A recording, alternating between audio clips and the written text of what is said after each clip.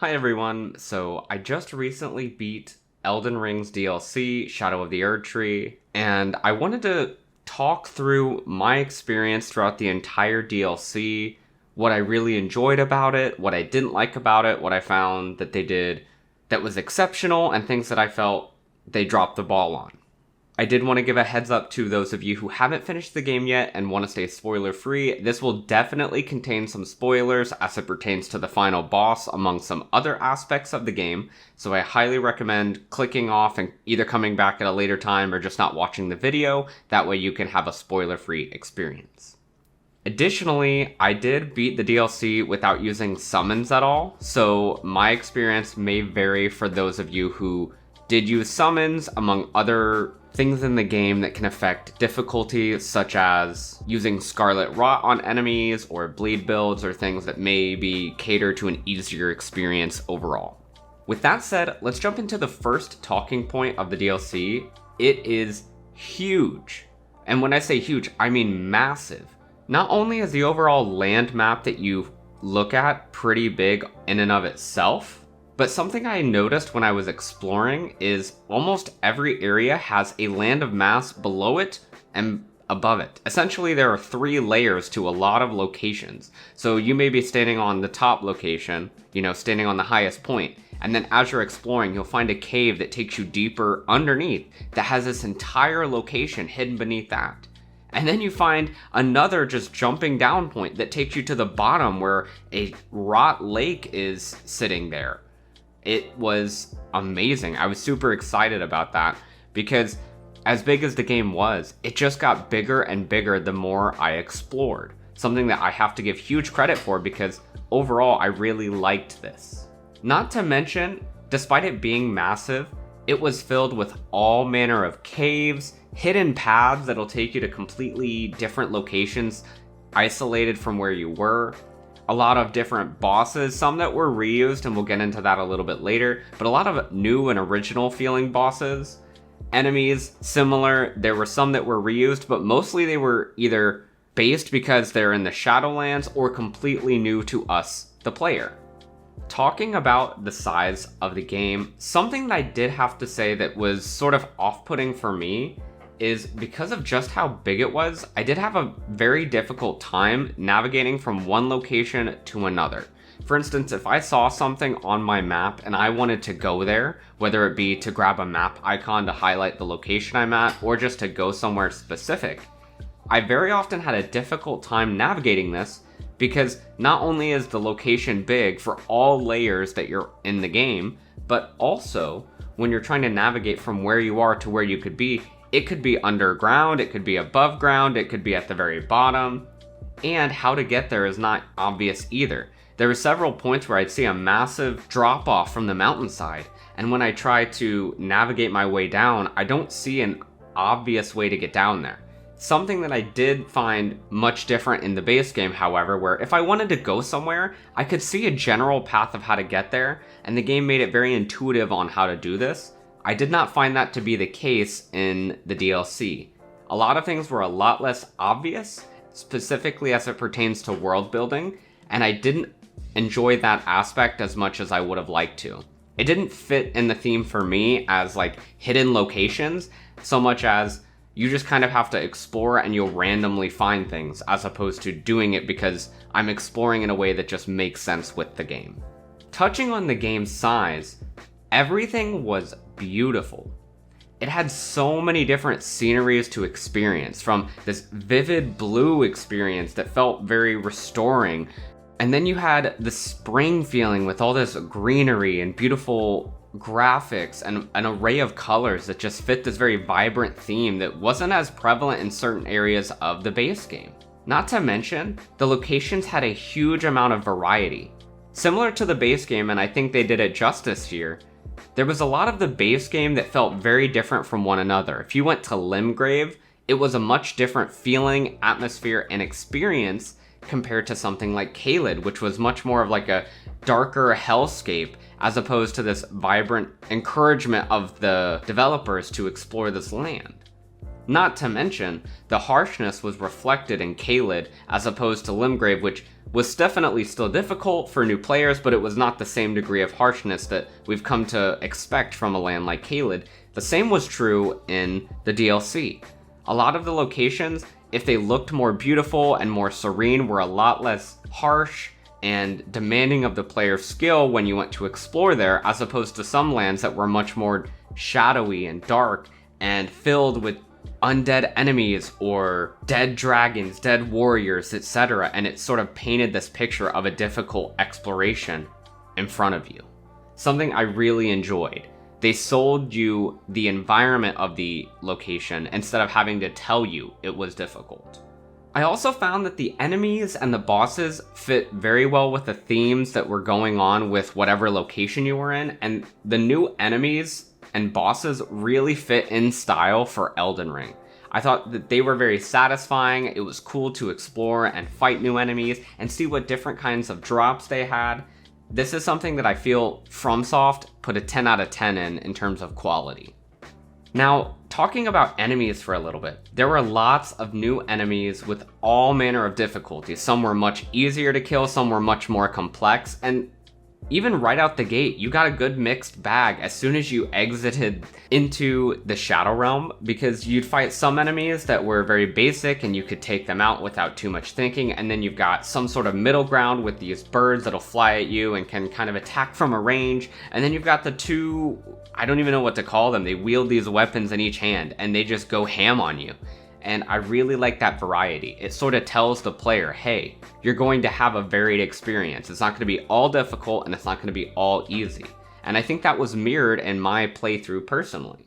I also found that they did a great job expanding on the game's existing lore and confirming some of it, as well as throwing some side wrenches, something we'll talk a little bit later when we get into the final boss discussion. And I did really enjoy this. I liked that they talked about Mikola and made him a center point of the DLC in several ways. Not just that he was involved with the end of the game, not just that he was involved in the general story of this location, but why was he here? What was he doing? Your interactions with the NPCs directly connect with him in a lot of ways because of this. I personally really enjoyed this aspect, and it tied me in all the more for when they did do the final plot twist at the end.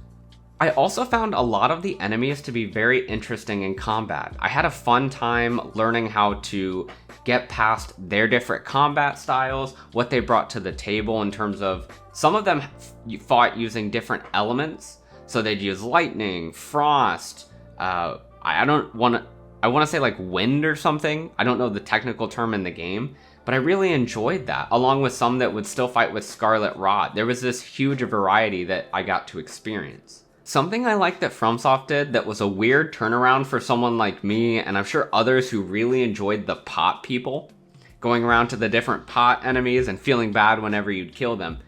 To see what was actually inside of the pots themselves was a huge wake-up call, and it completely shifted my opinions of them and how I saw them, seeing just how grotesque the beings inside of these pots were.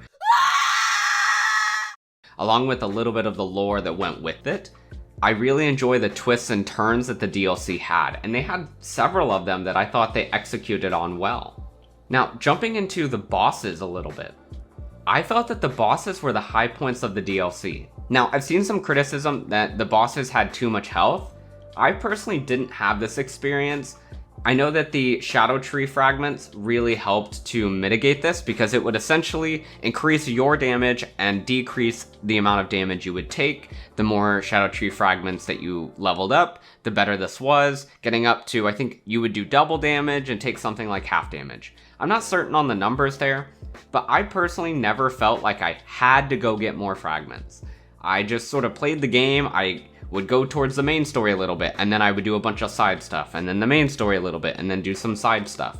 And I found for me, it kind of kept me at this balance where enemies were difficult enough that I wasn't bored, but they weren't so difficult that I was stuck, unable to progress the main story. And what I did, and this is kind of what I recommend for anyone else, if you are stuck on a boss, for instance, I was stuck on the Divine Beast, I ended up just taking some time away. I explored a little bit more, went and fought some other things, and then just kind of came back when I felt like I had it in me mentally to take him on.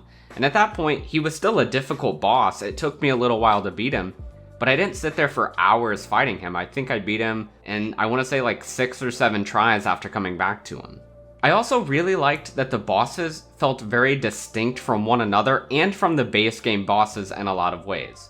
Not only did they have a range of difficulty, particularly the different remembrance bosses from the main bosses, some of the remembrance bosses I just stormed right through. A good example of this is the Scorpion Lady.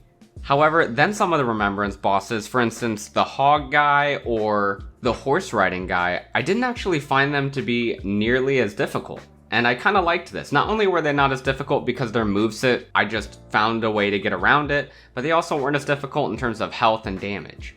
I really liked this varied experience where plenty of it was difficult and plenty of it wasn't, and I was always kept on my toes. And some of the bosses had complex movesets, which were interesting to learn and adapt to. I did think that some of the bosses had way too long of time where they would just sit attacking in a row. I think there was one boss, I don't remember who would attack like 6 or 7 times in a row with literally no break in between. And if you're willing to take a hit to get a hit in, I mean, that's fine for you, but I don't like to feel like I have to tank a hit to do any damage to my enemies. Now, I wanted to talk a little bit about the items. I thought that there were a lot of cool items and useful items added, along with a number of different cookbooks, you know, the snake summons or the Blessing of America. There was just a lot of variety that they put into the DLC, which I thought they kind of expanded and did weird things with them, or expanded on already existing things, such as making the throwable pots do more. They were just more powerful, which I thought was just kind of neat. But especially the things like summoning snakes or summoning magic that would slowly chase the target. I thought those were cool additions. I really liked the variety, and I felt like it wasn't the same sort of items we got from the base game, but it wasn't so far off that it felt detached from the game. It felt very in place. Not to mention, there were a whole slew of new items that are location specific to the Shadow Realm and specific areas within them. I really enjoyed that, and I wasn't a big item guy in the base game, but in the DLC, I really enjoyed looking at all the different stuff they had and trying to take advantage of it. Not to mention, they had really cool, unique armors that they didn't do, at least I don't think so, in the base game, such as the statue helmet that turns you into one of the game's mini bosses. You essentially turn into them, or the Divine Beast head that's just huge. It also gave a pretty good stat buff to, I want to say, dexterity and strength, while giving you a stat nerf to how much your healing pots actually do. I thought that was a really cool give and take, and sometimes I would wear the head, and sometimes I wouldn't, depending on what kind of fight I was going into. I really enjoyed that.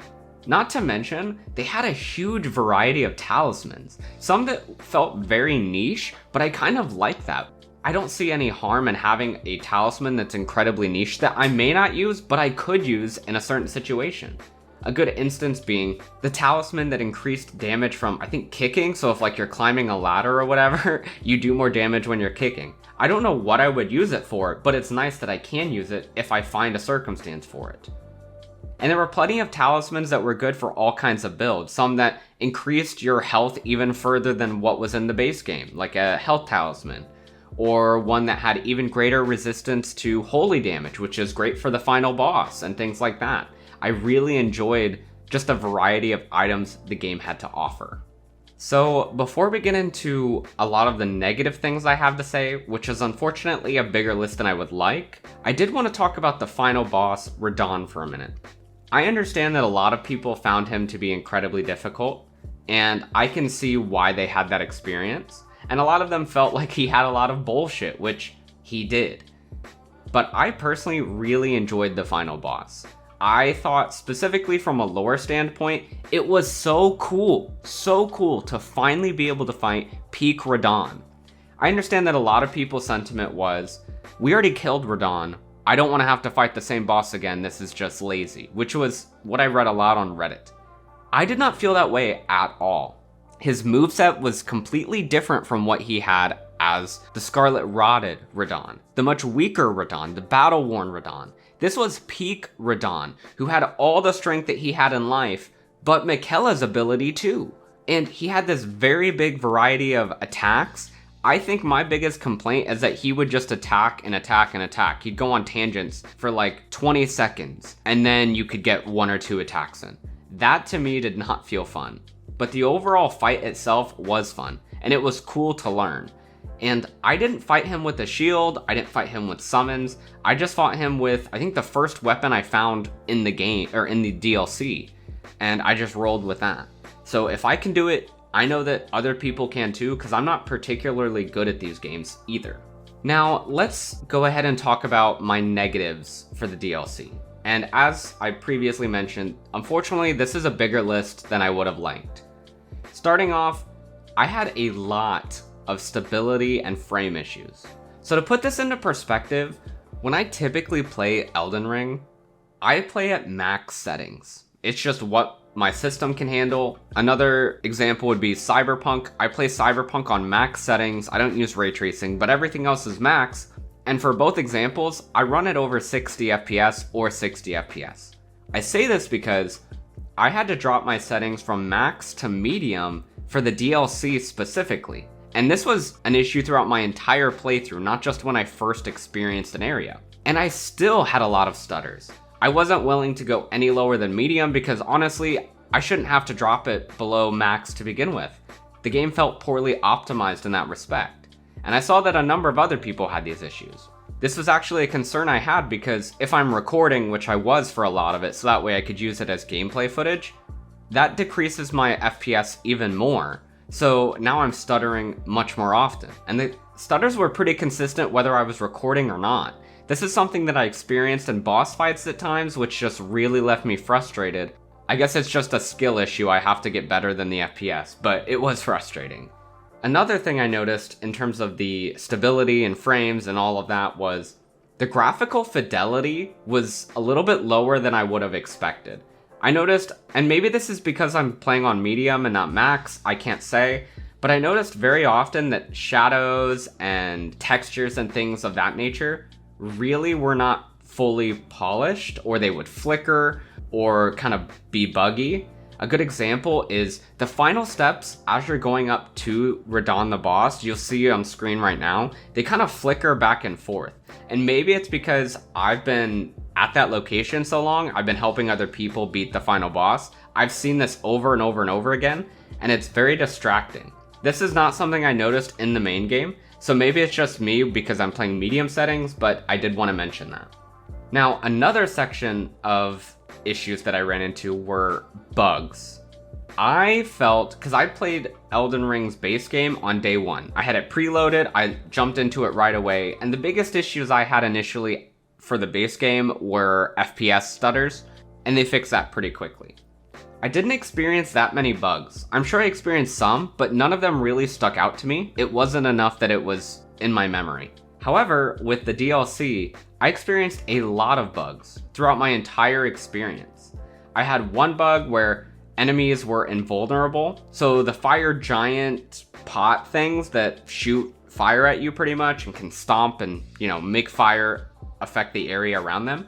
I fought one of them and he just did not take any damage. I hit him for like 5 minutes straight. He never had a health bar come up or anything. And because enemies have movesets that depend on how far away you are, he uses his range attacks when you're farther away and he tries to stomp on you when you're right on top of him. Well, he was also acting as if I was nowhere near him, and he just continued to use his ranged attacks for like the entire 5 minutes. I eventually gave up and didn't fight this enemy. It wasn't the end of the world, but it did take me out of the game and leave me confused and frustrated. One bug I know for sure happened in the Redon fight is when you're going to attack him to bring him into phase 2, let's say that he does his swipe that leaves up this area where bleed is about to explode with fire. I think it's fire and bleed. Well, if you send him to phase 2, right, he goes into cutscene mode and then he spawns like in the back of the arena. Well, if you are not moving, like let's say that the game leaves you where you were, that blood fire is still there, it still explodes, and you can't dodge it because you come right out of phase 2 and get hit by it. Another example is if he's gonna stomp the ground and you send him into phase 2, before the ground stomp reaches you, you start phase 2 getting hit by the ground stomp. This was an experience I had both when I was fighting Redon myself, and when I was being summoned to help other people. I really don't like that a boss that's already very difficult and already balanced to be the final enemy, is supposed to be difficult, very skillful, he's got a lot of bullshit he's gonna throw at you, has real bugs and glitches that he's sending your way. Another thing that I didn't really like about this, if you break Redon's stance and you go to get in a crit, how crits work is there's 2 sections of damage. There's the first portion of damage when you start the crit that does a little bit, and then there's the second portion that does like 3 times that amount. Well, if you are critting him right before he goes into phase 2, like his health bar is just about to go into phase 2, and that first bit of damage would send him there, you do not get any of the damage from the second slash. And while this may not sound like a big deal, it's very helpful to do all the damage you can to this boss because he is pretty tough. And I felt time and time again it was really frustrating that the little bit of damage I get the first time would send him in to phase 2, and thus I would get none of the damage for the second time. Moving away from the Redon fight bugs, I also had a bug, and apparently this is a bug that a number of people have seen, where there's a broken wall where if you roll into it, you can actually see under the world, and you get this like notification like you've come into a new location. And you know, I rolled into it multiple times, I could see under the world, I'd walk away, and I'd keep getting this notification that I entered this area, entered this area, entered this area. It just kind of took me out of my gameplay experience. I also had a bug with, I don't know the name of the NPC, but he told me to come talk to him if I saw any more of Michaela's drops, you know how he drops his flesh and you can kind of go find those markers. So I found several of them and I went back to talk to him and he had no new dialogue for me whatsoever. Maybe this was a skill issue, maybe I did it wrong, but it was a little bit misleading for him to literally say, hey, if you see any more of these, come talk to me. And I found like 3 of them. I clicked on all 3 of them, went back to him because I'm like, oh, he'll have new dialogue or whatever. And he didn't say anything. So I was like, okay, well, bye, I guess. I have a number of other bugs that I could go through. I just wanted to give one more example. So a bug I ran into where there's this statue pot that's pretty big and it shoots fire at you inside of a cave.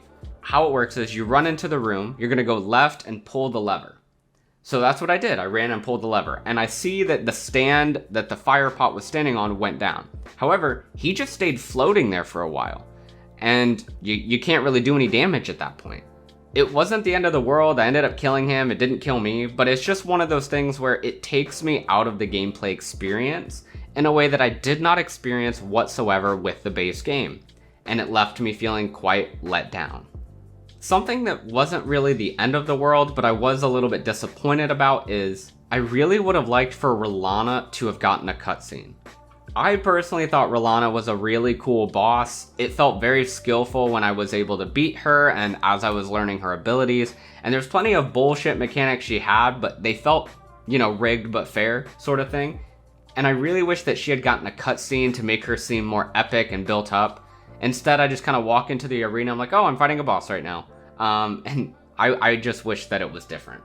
For Mesmer, on the other hand, he got this cool cutscene. He was in the trailers. He was led on to be this epic, very difficult, cool boss fight. And I not only had several bugs, but I didn't think he was nearly as difficult of a boss compared to the other bosses of the DLC. Redon was obviously the hardest. You've got Rolana, who was more difficult than him. The Divine Beast, in my opinion, was more difficult than him.